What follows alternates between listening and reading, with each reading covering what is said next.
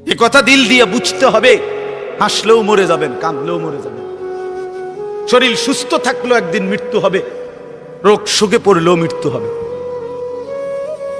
রাজপ্রাসাদ আর অট্টালিকাতে যে রাত কাটায় সেও মরে যাবে, কুড়ে ঘরে আর ফকির সেও একদিন কবরে চলে যাবে।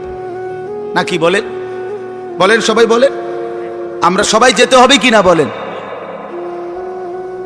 অতএব যেটা নিশ্চিত মৃত্যু, এটাকে ভুলে যাওয়া ঠিক না।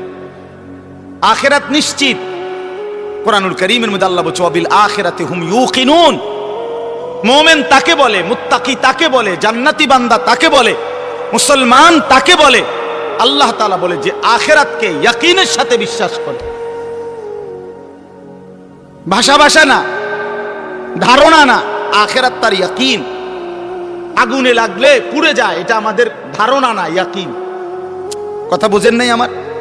আগুনে পুড়ে যায়, আমরা সবাই ইয়াকিন বিশ্বাস করি। এটা পানিতে ডুবে যায়, এটা আমাদের ইয়াকিন, এটা ধারণা না। মানুষে তো কয় আগুনে বলে ফুরে যায়, মনে ফুরেও হইতেও পারে, এমনি নি মানুষে কয় এটা। তো আল্লাহ তাআলা বলেন বান্দা আখিরাতের ব্যাপারটা তুমি এই মনে করো না যে আরে হুজুররা তো কয়, বারবার কয়, মনে হইতেও পারে, হইতেও পারে। হ্যাঁ, এটারই আখিরাত না। সাহাবায়ে কেরাম রাসূলুল্লাহ সাল্লাল্লাহু আলাইহি ওয়াসাল্লামের সোহবতে, সান্নিধ্যে, কিতাবের মধ্যে আমরা পড়ছি সাহাবীদের হালাত ছিল এমন যেন তারা আখিরাতকে 24 ঘন্টা চোখের সামনে দেখতেন। ওয়াবিল আখিরাতি হুম ইউকিনুন। আখিরাতের ব্যাপারে ইয়াকিন, একেবারে মজবুত ইয়াকিন।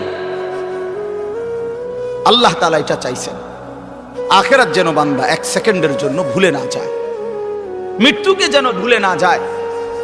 মৃত্যু মানে শেষ না, মৃত্যু মানে সমাপ্তি না। দুনিয়ার ভদ্রলোকরা, দুনিয়ার জেনারেল লাইনের অনেক শিক্ষিত মানুষ, ওরা এগুলাকে বলে যে তিনি 60 বছর 70 বছর বিভিন্ন সেবামূলক মানব কল্যাণে বিভিন্নমুখী অবদান রেখে 70 বছরে তিনি তার জীবনের সমাপ্তি টানলেন। সমাপ্তি মানে কি? শেষ। অর্থাৎ 70 বছর পরে তিনি শেষ, আর কিছু নাই ওনার জীবনে। না না, এটা মিথ্যা কথা। জীবনের সমাপ্তি হয় না। মৃত্যু মানে সমাপ্তি নয়, মৃত্যু মানে ইন্ড নয়, মৃত্যু মানে সমাপ্তি না, মৃত্যু মানে স্থানান্তর, মৃত্যু মানে ইন্তেকাল। মানুষ কেবল স্থানান্তর হয়, মানুষ কোনোদিন শেষ হয় না, হয় না, হবে না, কোনোদিনও না, কোনোদিনও না। মানুষের কোনো শেষ নাই, মানুষের কোনো শেষ নাই। মানুষ কেবল স্থানান্তর হয়। মাটি থেকে মানুষ বীর্যের ফোঁটা হয়, আল্লাহর কুদরতে বীর্যের ফোঁটা থেকে মায়ের জরায়ুতে যায়, মায়ের জরায়ু থেকে 9 মাসে ধীরে ধীরে পরিবর্তন হতে হতে একদিন মায়ের পেট থেকে মানব সন্তান হয়ে বের হয়, আবার পরিবর্তন হয়, আবার পরিবর্তন হইয়া কিশোর, যুবক, বৃদ্ধ, অথবা তার আগেই কবরে চলে যায়। কবর থেকে আবার হাসরের মাঠে, হাসরের মাঠ থেকে আবার আমলনামা নিবে, আল্লাহর মুখোমুখি যাবে, মিজানের পাল্লার সামনে ওজনের জন্য যাবে, ফুলসিরাত পার হবে, জান্নাত কিংবা জাহান্নামে যাবে। তো জান্নাতে গেলেও, এই ভাই এই কথাটা বুঝলেই বুঝবেন, জান্নাতে গেলেও চিরস্থায়ী, জাহান্নামে গেলেও চিরস্থায়ী। খালিদিনা ফিহা আবাদা। কোরআন শরীফে বারবার এই কথাটা আছে। জান্নাতি, সমস্ত জান্নাতে জান্নাতি থাকবে অনন্তকাল, চিরস্থায়ী। জাহান্নামেও চিরস্থায়ী। তো মানুষ শেষ হইল কেমন? কথা বোঝেন নাই? মানুষ শেষ হইছে তাইলে? মানুষ যদি জান্নাতে যায় তাইলেও স্থায়ী, যদি জাহান্নামে যায় তাইলেও কি শেষ হইল? শেষ নাই, অনন্তকাল, অনন্তকাল। এজন্য আখিরাত ভুলতে নাই। যে আখিরাত ভুলে যায়, মৃত্যুকে ভুলে যায়, আল্লাহর কসম, এটা বোঝা উচিত। আমিও, আপনিও, বাবারাও, নওজোয়ানরাও, পর্দার আড়ালের মা বোনরাও, আখিরাত ভুলে গেলে মুসলমান থাকে না। পরকাল যার জেহেন থেকে সরে গেছে, যার ধ্যানে, চিন্তায়, চেতনায়, চলাফেরায়, উঠা বসায়, লেনদেনে আখেরাত আখেরাতের বলতে কিছুই তার মনে নাই, তারে মুসলমান বলে না, মুসলমান বলে না। পৃথিবীর আর কোন ধর্মাবলম্বীদের কাছে আখেরাতের ব্যাপারে স্পষ্ট কোনো ধারণা নাই। হিন্দু ধর্মের অনুসারী যারা, তারা মনে করে মৃত্যুর পরে মানুষ আবার পুনর্জন্ম হয়।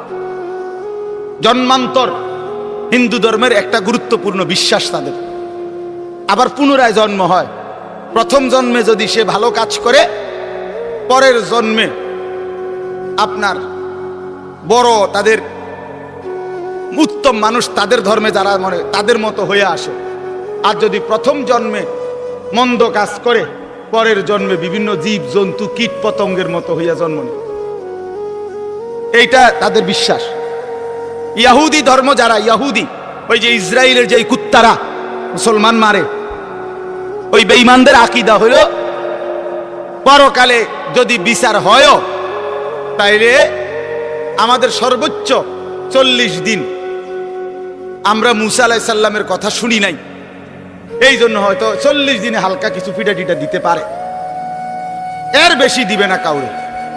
41 দিনের দিন সব স্বর্গে চলে যাবে। হ্যাঁ হ্যাঁ, এটা কোরআন শরীফে আছে। এটা এইভাবে খ্রিস্টানদের আকীদা হইল, এই যে সারা পৃথিবীর যত খ্রিস্টান ইউরোপের, তাদের কথা হইল আমরা পৃথিবীতে যত অপরাধই করি না কেন, আমাদের পরকালের সমস্ত অপরাধ মোচন করে আমাদেরকে স্বর্গে নিয়ে যাওয়ার জন্য আমাদের যেই ঈসা আল্লাহর পুত্র নাউজুবিল্লাহ, উনি রেডি হইছেন, উনি সমস্ত পাপ নিজের কাঁধে তুলে নিয়ে আমাদেরকে স্বর্গে দিয়ে দেবেন। পাগলের কি পরিমাণ মাথা খারাপ! আমার এক হুজুরে বলতেন, আরে প্রথম মাথা খারাপ হইলে কয় পাগল, এরপরে আবার মাথা খারাপ হইলে কি করবে, তখন বলবে আর যে পাগলের মাথা খারাপ। প্রথম তো মাথা খারাপ হয়েছিল আর পাগল হয়েছে, এখন আবার কি হয়েছে? আগে তার সিট ছিল 3-4টা, অনসি পুরাডি ছিঁড়ে গেছে। এই ধরনের মাথা খারাপ এরা। তাইলে বিশ্বাস করেন ভাই, পৃথিবীর কারো কাছে কবর, হাসর, মিজান, আমলনামা, আল্লাহর মুখোমুখি দাঁড়ানো, মিজানের পাল্লায় ওজন হওয়া, ফুলসেরাত, জান্নাত জাহান্নাম, বিচার আচার হিসাব কিতাব, এগুলো নিয়ে স্বচ্ছ পবিত্র সঠিক বিশুদ্ধ ধারণা কারো কাছে নাই।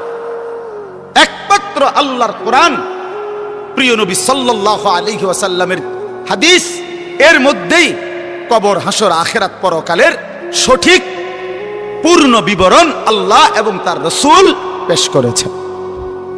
বলেন আলহামদুলিল্লাহ। নবী সাল্লাল্লাহু আলাইহি সাল্লাম ভাঙ্গা ভাঙ্গা বলছে, আমরা হাদিসে পড়ছি নবীজি সাল্লাল্লাহু আলাইহি ওয়াসাল্লাম জানাজা পড়তে গেছে। হযরত বারা ইবনে আযিব থেকে বর্ণিত, তিনি বলেন যে আমরা নবীজির সাথে এক সাহাবীর জানাজা পড়তে গেছি। তো যেখানে জানাজা হবে ওইখানে গিয়া দেখলো, নবীজি দেখলেন এখনো কবর খোঁড়া শেষ হয় নাই। বলেন মা ইয়ালহাদ, কবর খোঁড়া এখনো শেষ হয় নাই, তাহলে আরো সময় লাগবে 20-25 মিনিট, কথার কথা। তো এখন কবর খোঁড়া যদি শেষ না হয় তো জানাজা পড়বো কেমনে? কবর তো রেডি হয়েছে না। তো নবীজি সাল্লাল্লাহু আলাইহি সাল্লাম সাথে সাথে ওইখানেই বসে গেছে। সাহাবীরা গোল হয়ে চারদিকে বসছে, ওই যারা জানাজা পড়তে আসছিল। আল্লাহ নবী সাল্লাল্লাহু আলাইহি সাল্লাম হাতের মধ্যে একটা লাঠি, মানে কাঠি, ছোট মনে করেন একটা কাঠির মতো কিছু নিয়া নবী সাল্লাল্লাহু আলাইহি সাল্লাম মাথা নোয়াইয়া ওই মাটির মধ্যে কিছুক্ষণ এরকম আঁকা আঁকি করছে। হযরত বারা সাহাবী বলেন, কোন মানুষ চিন্তিত হইলে যেরকম নিজে নিজে যেরকম দাগ দেয়, মানে মনে করেন আপনি একটা কিছু গভীর চিন্তা করতেছেন, তো হাতের মধ্যে একটা চাবি আছে, দেখবে চাবিটারে সে ঘুরায়, অথবা একটা না একটা কিছু, মানে বোঝা যায় সে একটা কি আছে, চিন্তার মধ্যে আছে। তো সাহাবী বলেন যে ওই ছোট যে লাঠিটা, এটা এরকম দাগ দিতেছে, আগ দিতেছে, আমরা বুঝতেছি যে গভীর কোনো চিন্তা করতেছে। এরপরে নবীজি বললেন সাহাবীদেরকে 3 বার, প্রথম বললেন ইস্তাইযু মিন আযাবিল কবর, সাহাবীরা আল্লাহর কাছে দিবানিশি কবরের আযাব থেকে পানাহ চাও, কবরের আযাব থেকে আল্লাহর কাছে মুক্তি চাও। 3 বার বলছে কথাটা। মুসলমান মানে এই কথা দিলের মধ্যে ইয়াকিন রাখতে হবে। 24 ঘন্টা হার হালাতে সকল অবস্থায় আল্লাহ আমাকে দেখে। কি বলেন? আল্লাহ আমাকে দেখে। আলাম ইয়ালাম বিআন্নাল্লাহ ইয়ারা। আল্লাহ তাআলা বলে, বান্দা তুমি কি জানো আমি কিন্তু সারাক্ষণ তোমাকে দেখি, সারাক্ষণ, রাতেও দিনেও, অন্ধকার অমাবস্যার রাতেও, পূর্ণিমার চাঁদের আলোর নিচেও, একাকীও গোপনেও প্রকাশ্যেও, সর্বাবস্থায় আমরা আল্লাহ তাআলার ইহাতা, আল্লাহ তাআলার বেষ্টনীর বাহিরে যাওয়ার কোনো সুযোগ আমাদের নাই।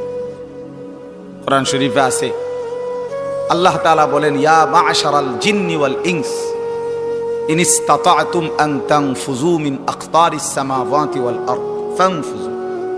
সূরা আর রহমানের মধ্যে আছে।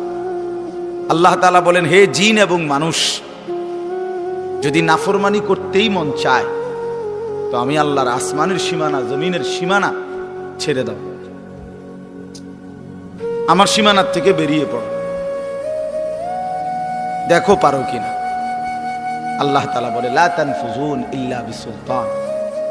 আমি ক্ষমতা না দিলে কেউই নিজের যোগ্যতায়, নিজের ক্ষমতায় আমার সীমানা পার হইতে পারবে না। বুঝেন নাই? পারবে? আমরা আসলে পারবো না। এভাবে বহু আয়াতের মধ্যে আল্লাহ তাআলা কোরআনুল কারীমে কথা বারবার বলছে, বান্দা তুমি আমার বেষ্টনীর ভিতরে, লাকাদ